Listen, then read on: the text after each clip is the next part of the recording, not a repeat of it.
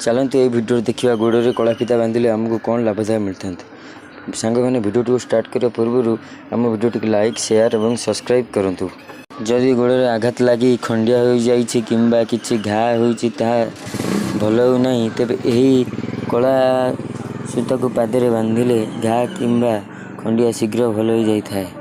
ज्योतिष शास्त्र अनुसार जदि आपण मंगलवार दिन आपण बाम गोड़े कला सूता बांधती तेज आपण केवे धनर अभाव रही एवं धन संपत्ति सहित जड़ित समस्त बाध्य बा समस्या दूर होइबारे लगी था।